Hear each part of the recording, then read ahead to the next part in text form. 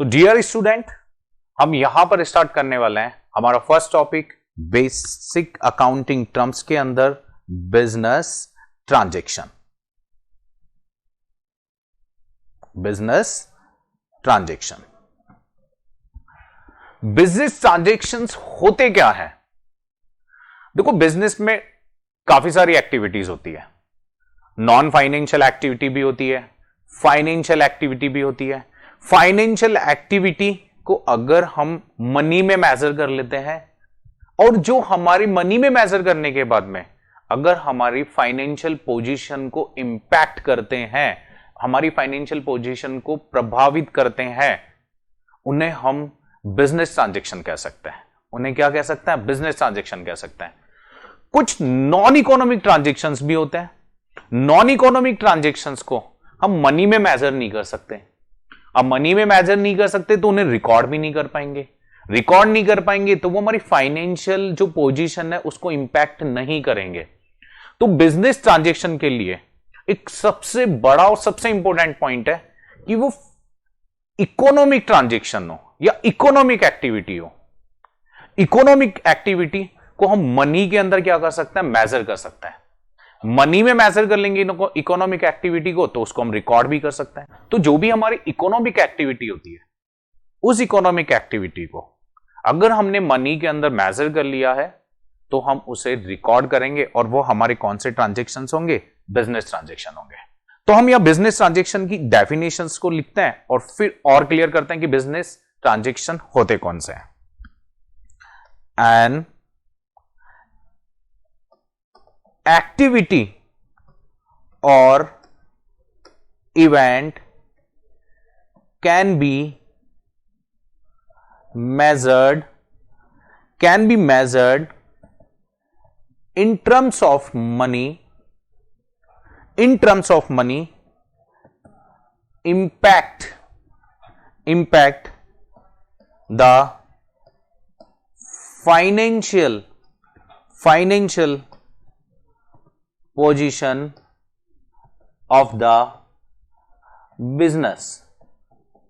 Financial position of the business, यानी यहां पर जो इंपॉर्टेंट कंसेप्ट है उसको फोकस करना कि ये जो है वो एक्टिविटी एंड इवेंट है। यानी कोई भी एक्टिविटी, वो नॉन इकोनॉमिक एक्टिविटी भी हो सकती है और इकोनॉमिक एक्टिविटी भी हो सकती है, लेकिन हमें एक्टिविटी को ध्यान में रखना है कि वो इकोनॉमिक एक्टिविटी हो।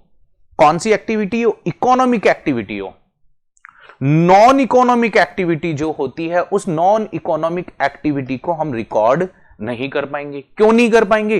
क्योंकि इकोनॉमिक एक्टिविटी जो होती है उसको हम मनी में मेजर कर लेते हैं, लेकिन जो नॉन इकोनॉमिक एक्टिविटी है उसको हम मनी में मेजर नहीं कर सकते। मनी में मेजर नहीं कर सकते तो रिकॉर्ड कैसे करें? तो an activity and event can be measure in terms of money.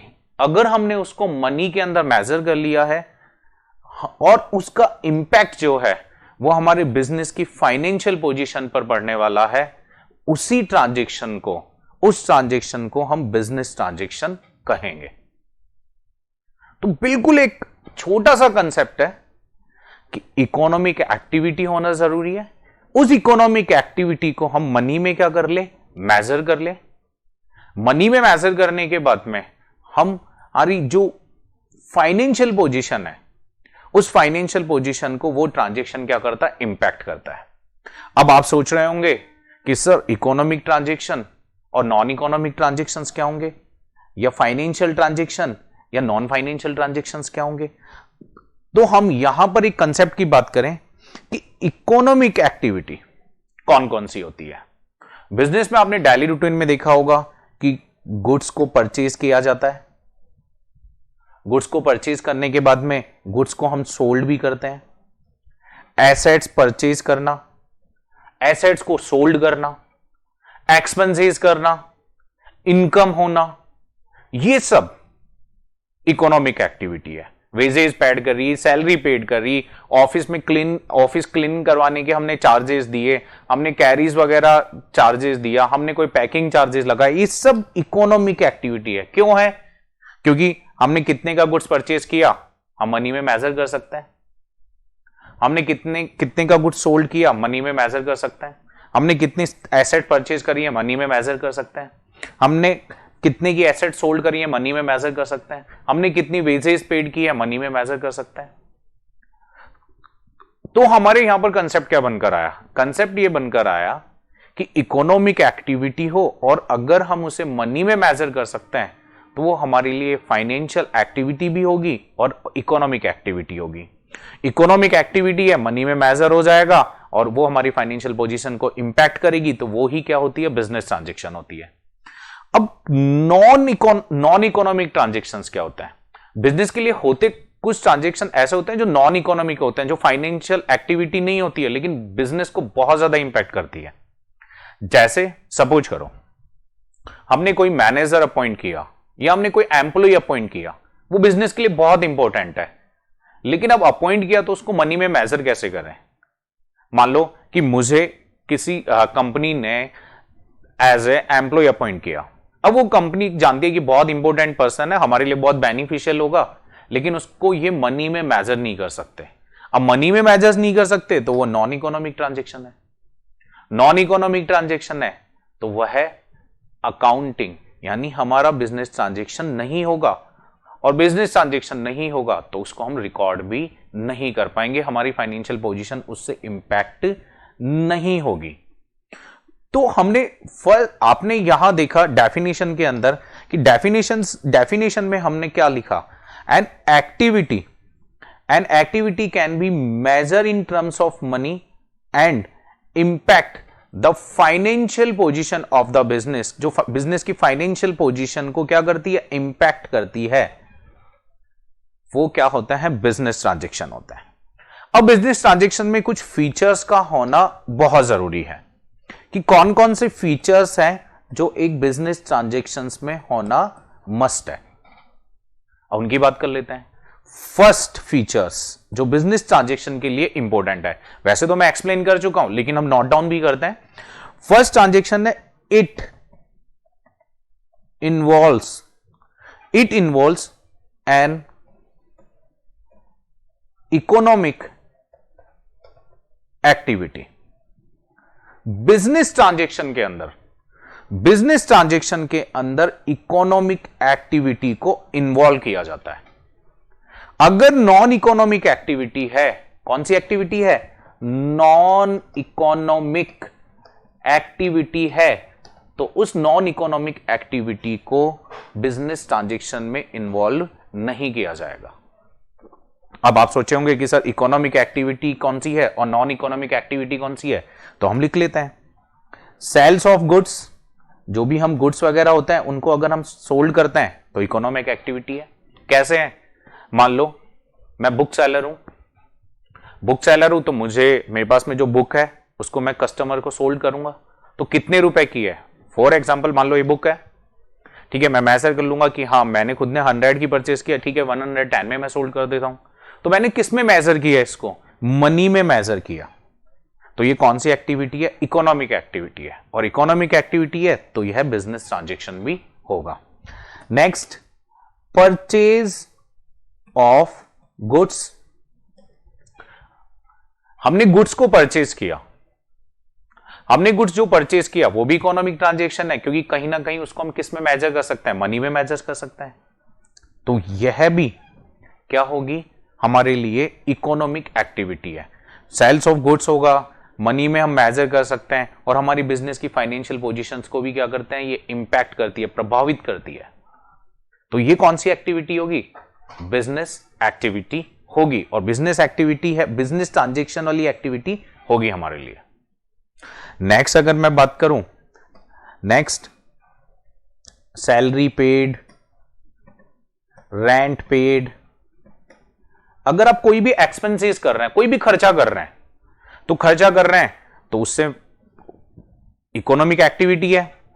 Money में भी मेजर कर सकते हैं कि मैंने 5000 सैलरी पेड करी, मैंने 8000 का रेंट पेड किया। हम किस में मेजर कर सकते हैं? मनी में मेजर कर सकते हैं, और मनी में मेजर कर सकते हैं तो इट मींस वो बिजनेस ट्रांजेक्शन है, बिजनेस ट्रांजेक्शन है। और जो ये है वो हमारी बिजनेस की फाइनेंशियल पोजीशन को भी क्या करता है, इंपैक्ट करता है।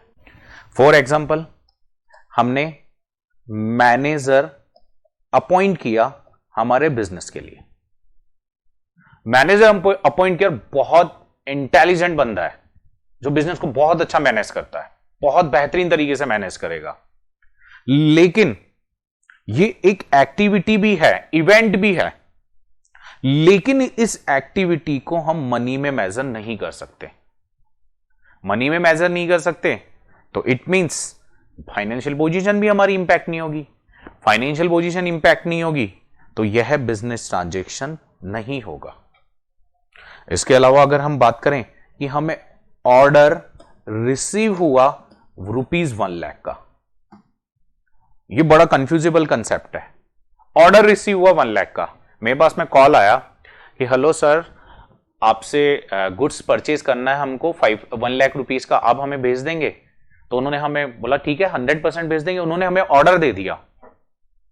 अब आप सोचेंगे कि सर ऑर्डर है, मनी के अंदर तो मेजर हम कर रहे हैं, हमें ऑर्डर मिला है ना, हमको उसने कुछ दिया है, बस कॉल किया और ऑर्डर देकर चला गया। तो हमने ऑर्डर बुक में तो लिख लिया इसको, लेकिन क्या हमारी फाइनेंशियल पोजीशन इंपैक्ट हुई? तो इस ट्रांजैक्शन से हमारी फाइनेंशियल पोजीशन इंपैक्ट नहीं हो रही है। क्यों नहीं हो रही है? रीजन सिंपल सा है। सामने से कॉल आया कि सर 1 लाख रुपीस का गुड्स आप सोल्ड कर देंगे हमें, बोला कर देंगे, ऑर्डर मिल गया, ऑर्डर बुक में लिख लिया, ना तो हमें उसने कुछ दिया ना हमने उसको कुछ दिया, सिर्फ जस्ट एक कॉन्ट्रैक्ट हुआ है, ऑरल कॉन्ट्रैक्ट हुआ या रिटर्न कॉन्ट्रैक्ट हुआ कि ये गुड्स हमें सेंड करेगा। तो यह बिजनेस ट्रांजैक्शन नहीं होगा। मैनेजर ने मीटिंग ली, मैनेजर ने क्या ली है? मीटिंग ली, बहुत इंपॉर्टेंट मीटिंग थी, एक्टिविटी है, मनी में मेजर नहीं कर सकते, तो बिजनेस ट्रांजैक्शन होगा नहीं।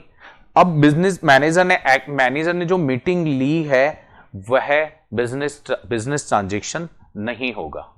तो अब आपको क्लियर हुआ होगा कि बिजनेस ट्रांजैक्शन में क्या कंसेप्ट हमारे सामने बनकर आते हैं। बिजनेस ट्रांजैक्शन में सिंपल सा कंसेप्ट सामने बनकर आता है, इकोनॉमिक एक्टिविटी होना जरूरी है, नॉन इकोनॉमिक एक्टिविटी नहीं होनी चाहिए। इकोनॉमिक एक्टिविटी होने के बावजूद उसे मनी में भी मेजर करें, और मनी में मेजर करने के बावजूद एक कंसेप्ट हो रहा है कि वो हमारे बिजनेस की फाइनेंशियल पोजीशन को भी इंपैक्ट करती हो, प्रभावित करती हो, तो वो ही क्या होगा?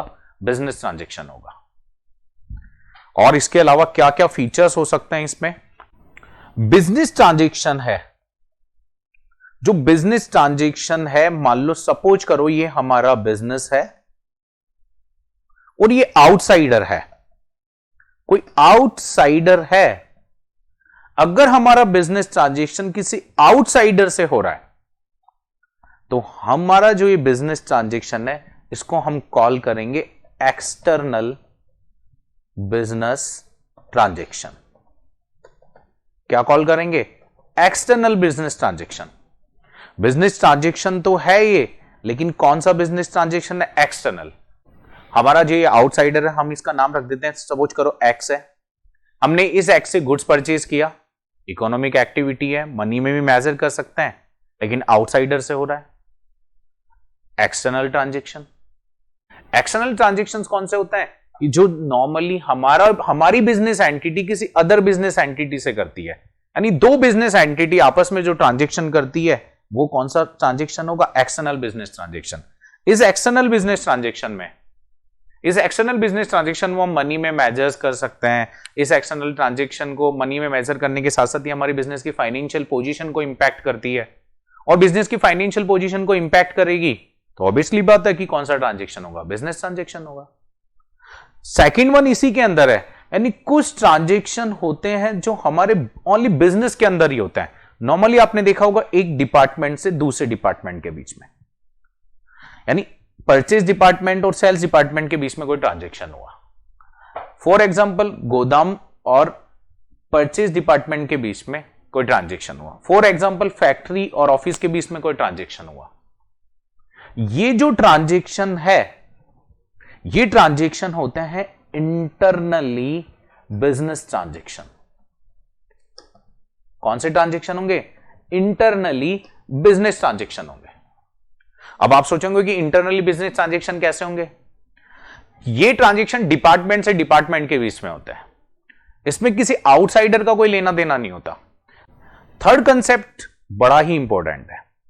ये सब होने के साथ साथ में जो भी ये ट्रांजेक्शन हुए हैं वो हमारी बिजनेस की फाइनेंशियल पोजीशन को भी इंपैक्ट करते हो। बिजनेस की फाइनेंशियल पोजीशंस को भी क्या करते हो? इंपैक्ट करते हो। उस ट्रांजेक्शन से या तो हमारी एसेट्स इंक्रीज डिक्रीज होती हो, या हमारे बिजनेस की लाइबिलिटीज इन ट्रांजेक्शन से इंक्रीज डिक्रीज होती हो, या हमारे बिजनेस की कैपिटल, प्रोप्राइटर की कैपिटल उन ट्रांजेक्शन से इंक्रीज या डिक्रीज होती हो। यानी जो आपकी इकोनॉमिक एक्टिविटी हुई है, आपकी जो इकोनॉमिक एक्टिविटी हमने की है, उस इकोनॉमिक एक्टिविटीज को हमने मनी में मेजर किया है। मनी में मेजर करने के बाद में हमें यह भी चेक करना है कि उससे हमारी बिजनेस की एसेट्स या तो इंक्रीज डिक्रीज हो रही होगी, या लाइबिलिटीज इंक्रीज डिक्रीज हो रही होगी, या कैपिटल इंक्रीज डिक्रीज हो रही होगी।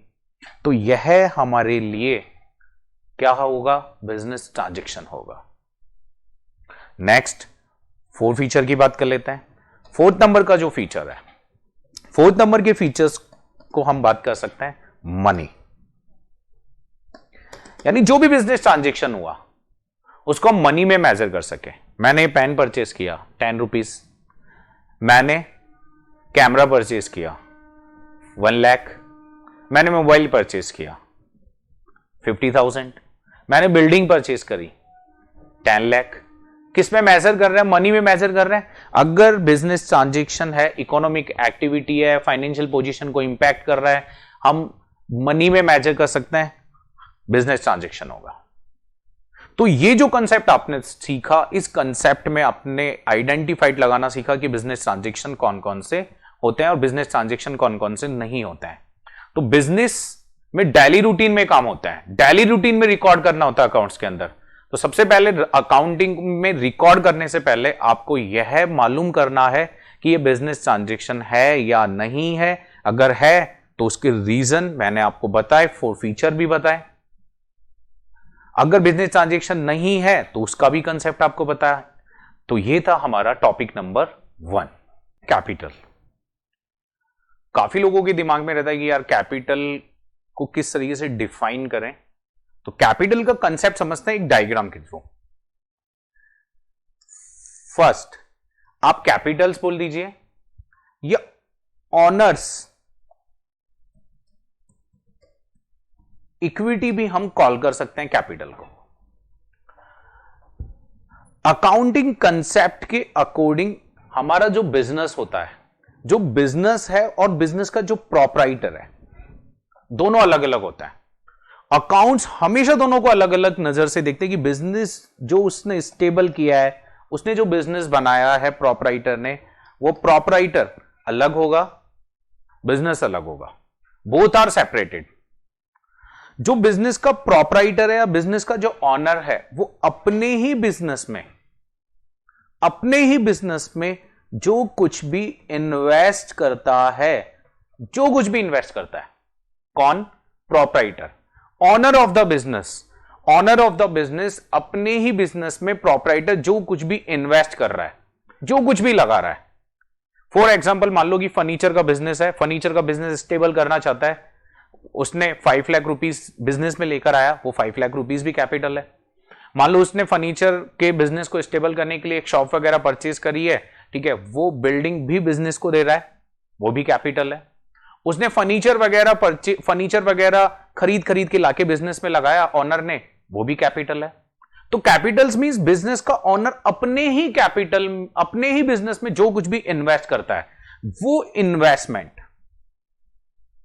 इन्वेस्टमेंट जो प्रोप्राइटर अपने ही बिजनेस में करता है, वो कैपिटल होगा। जस्ट लाइक कैश में करें, गुड्स बिजनेस में लेकर आए, गुड्स को अभी हम स्टॉक भी प्रेजेंट कर सकते हैं, स्टॉक लेकर आए, या बिजनेस में कोई भी प्रॉपर्टी लेकर आ रहा है, एसेट्स लेकर आ रहा है, कौन? प्रोप्राइटर अपने ही बिजनेस में क्या कर रहा है? इन्वेस्ट कर रहा है। तो देखो दोनों अलग अलग है। अकाउंट से कहती है कि ऑनर अलग होता है, बिजनेस अलग होता है। तो बिजनेस का ऑनर अपने ही बिजनेस में जो कुछ भी इन्वेस्टमेंट करता है, जो कुछ भी लगाता है, उसे हम कैपिटल्स कॉल कर सकते हैं या ऑनर्स इक्विटी भी बोल सकते हैं।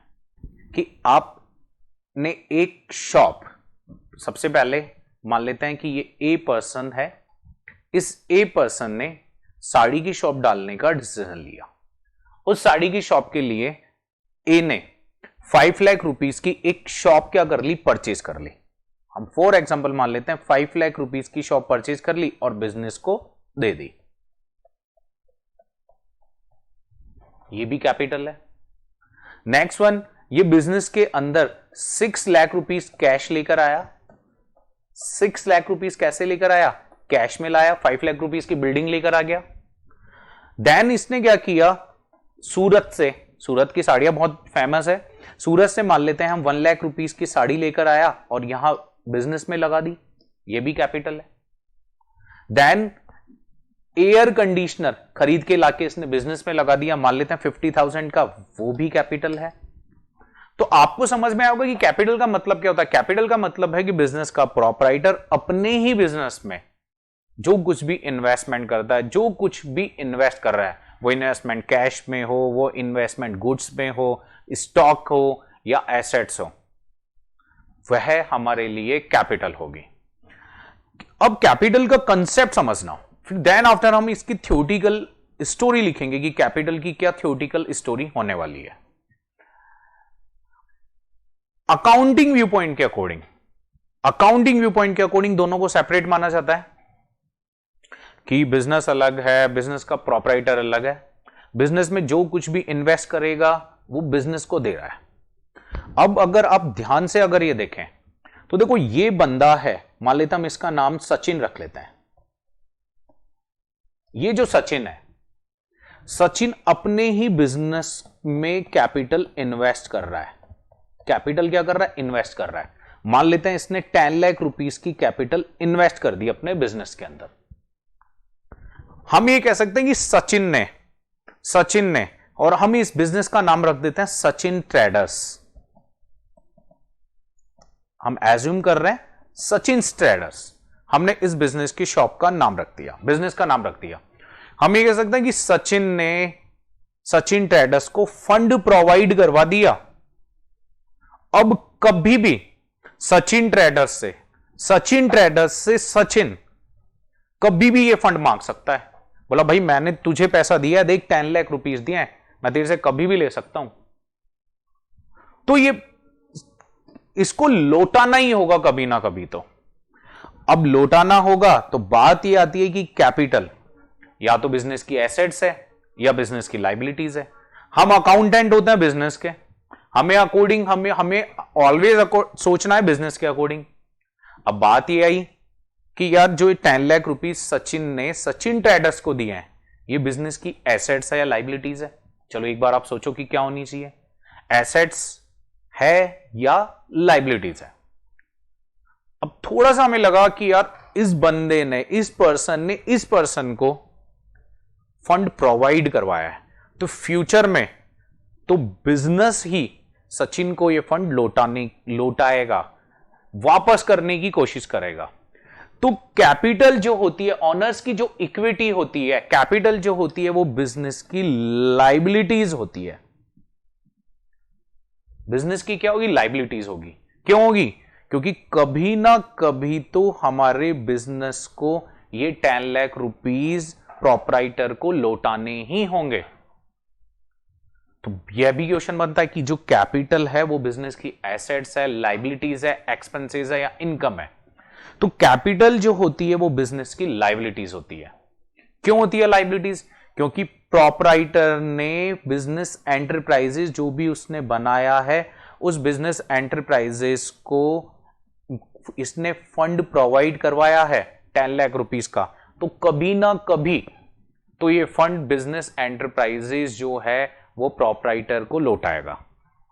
अब नहीं लौटा पाता वो एक अलग मैटर है, लेकिन रेस्पॉन्सिबिलिटी बनती है इसकी कि लौटाना है। तो कैपिटल बिजनेस की क्या होगी, लाइबिलिटीज होगी। तो आपको डेफिनेशन भी क्लियर हुई होगी कि डेफिनेशन क्या है, कि प्रोपराइटर अपने बिजनेस में जो कुछ भी इन्वेस्ट करता है, चाहे वो कैश फॉर्म में हो, चाहे वो गुड्स फॉर्म में हो, चाहे वो एसेट्स हो, कैपिटल होगी। It refers to the amount invested by the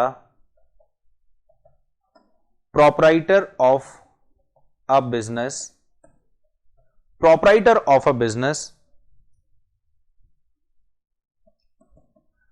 amount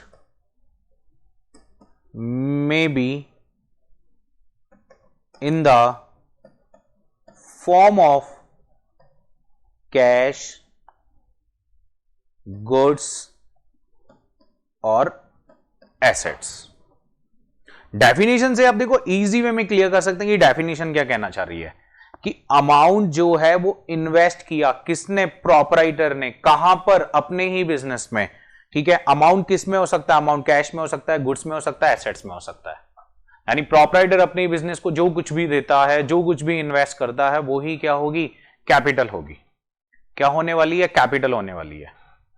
अब बात यह आती है कि क्या ऑनर कैपिटल एक ही बार लगाता है? देखो बिजनेस को जब जब नीड होगी, ठीक है, प्रोपराइटर के पास में फंड पड़ा हुआ है और बिजनेस को नीड है और प्रोपराइटर को लगता है कि मुझे और फंड लगाना चाहिए और इन्वेस्टमेंट करना चाहिए, तो और इन्वेस्टमेंट कर सकता है। चाहे तो प्रोपराइटर कैपिटल विड्रॉ भी कर सकता है। तो ऐसा जरूरी नहीं है कि कैपिटल बिजनेस में एक ही बार लगाई जाती है। कैपिटल जब भी बिजनेस को नीड है, जब भी बिजनेस को फंड की जरूरत है, कैपिटल इन्वेस्ट कर सकता है ऑनर। अब बात यह आती है कि कंपनी केसेस में कौन होता है ऑनर? कंपनी केसेस में जो शेयर होल्डर होते हैं, जिन्होंने शेयर परचेज कर रहे हैं, जिन्होंने क्या परचेज किया, शेयर परचेज किया, शेयर होल्डर जो है वो शेयर होल्डर कंपनी केसेस में कैपिटल इन्वेस्ट करते हैं। अब शेयर होल्डर में भी आप सोचेंगे कि कौन से शेयर होल्डर, जो कंपनी के इक्विटी शेयर परचेज करते हैं। कंपनी के कौन से शेयर परचेज करते हैं, इक्विटी शेयर परचेज करते हैं। कैपिटल कौन लगाता है, कंपनी के केसेस में इक्विटी शेयर होल्डर, जिन्होंने इक्विटी शेयर परचेज किए हैं, वो कैपिटल इन्वेस्ट करते हैं और प्रोपराइटर भी कहलाते हैं अपनी कंपनी के। तो देखो कैपिटल कैश में भी हो सकती है, कैपिटल गुड्स फॉर्म में भी हो सकती है, जिसको हम अभी ट्रीटेड कर लेते हैं, स्टॉक फॉर्म में भी हो सकती है, और कैपिटल प्रॉपर्टी में भी हो सकती है, एसेट फॉर्म में भी हो सकती है। तो कैपिटल जो है वो कैश, गुड्स, स्टॉक और एसेट फॉर्म में हो सकती है। तो ये जो कंसेप्ट था हमारा कैपिटल का कंसेप्ट है बेसिक अकाउंटिंग ट्रस्ट में। अब आपको क्लियर भी होगा कि कैपिटल का मतलब क्या होता है कि बिजनेस का प्रोपराइटर अपने ही बिजनेस में जो कुछ भी इन्वेस्ट करता है, जो कुछ भी लगाता है, वो कैपिटल होती है। कैपिटल कैश में हो सकती है, कैपिटल गुड्स स्टॉक में हो सकती है, कैपिटल एसेट्स में हो सकती है। जो भी प्रॉपर्टी अपनी पर्सनल फंड जो भी इन्वेस्ट कर रहा है बिजनेस के अंदर, वो पूरा कैपिटल माना जाएगा, उसे हम कैपिटल कॉल करें। अब हम थर्ड बेसिक अकाउंटिंग टर्म्स की बात करने वाला है, ड्राइंग्स।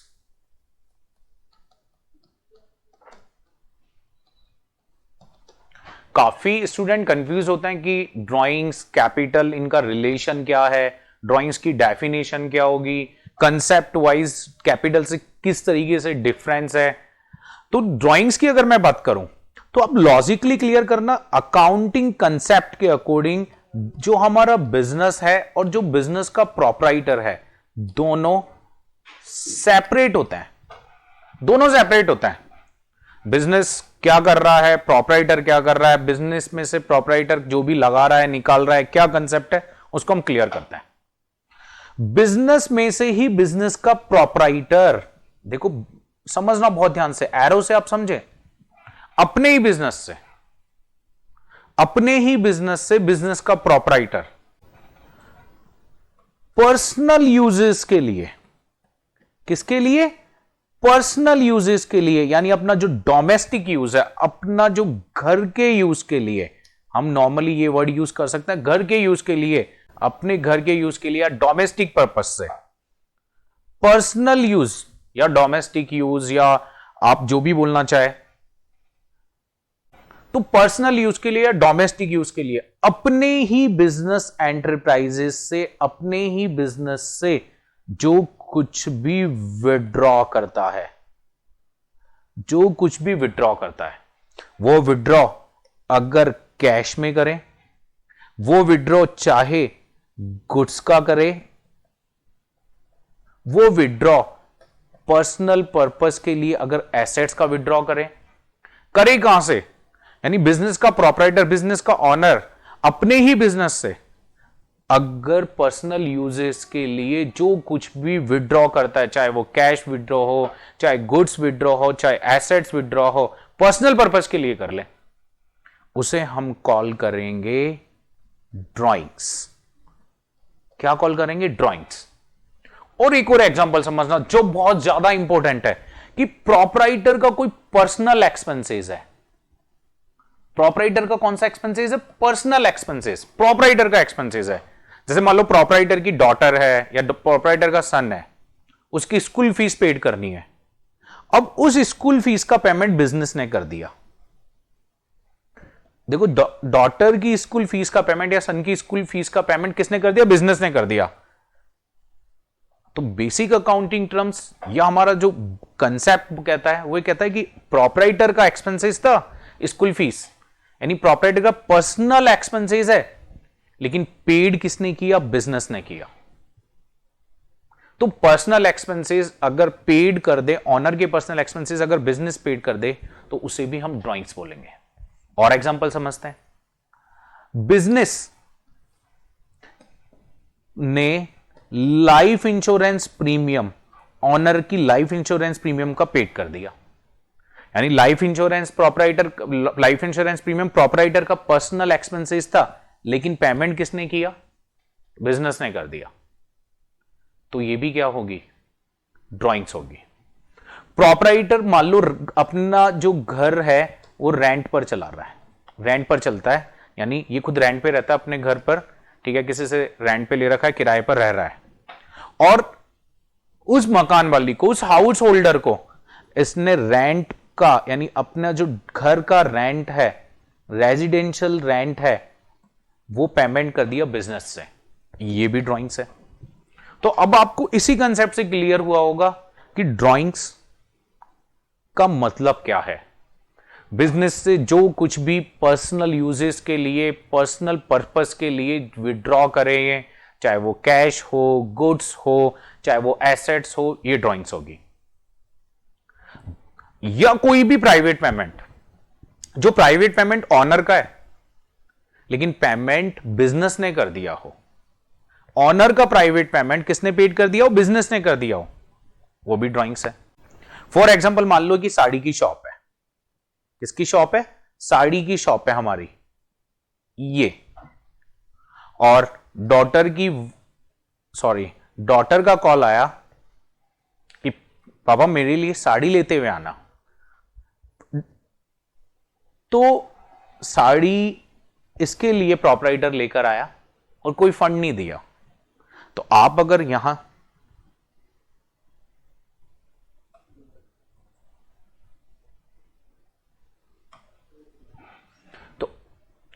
तो अब आपको क्लियर हुआ होगा कि ड्राइंग्स का कंसेप्ट है क्या। अब हम यहां डेफिनेशन की बात कर लेते हैं कि डेफिनेशन क्या होगी ड्राइंग्स की। तो ड्राइंग्स की डेफिनेशन हम क्लियर कर लेते हैं कि ड्राइंग्स की डेफिनेशन क्या होगी। तो नोट डाउन करना ड्राइंग्स की डेफिनेशन। एनी कैश और वैल्यू ऑफ गुड्स और assets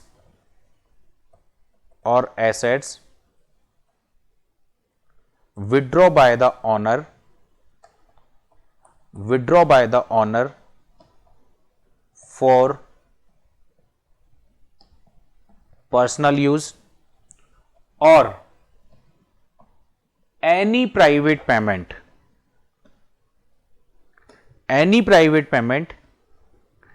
made out of business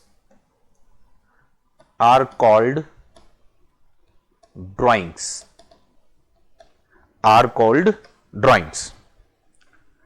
अगर आपको ऊपर डायग्राम ही क्लियर था तो डेफिनेशन तो परफेक्ट क्लियर हो गई होगी। आप देखो ध्यान से समझे कि कोई कैश हो, वैल्यू ऑफ गुड्स हो या एसेट्स हो जो विड्रॉ कर ले, कौन? ऑनर। किसके लिए? पर्सनल यूज के लिए। या कोई भी प्राइवेट पेमेंट कहां से कर दे? वो बिजनेस से कर दे। यही ड्राइंग्स होगी। अब नेक्स्ट बात यह है कि ड्राइंग्स से कैपिटल इंक्रीज होती है, डिक्रीज होती है। मेरा आपसे ही क्वेश्चन है, ड्राइंग्स अगर बिजनेस के अंदर होगी तो ऑनर की जो कैपिटल है, ड्राइंग्स से ऑनर की जो कैपिटल है वो डिक्रीज होती है। यानी जितनी बार वो ड्राइंग्स करता जाएगा उसका इंपैक्ट कैपिटल पे पड़ेगा। कैपिटल क्या होती जाती है? रिड्यूस होती जाती है।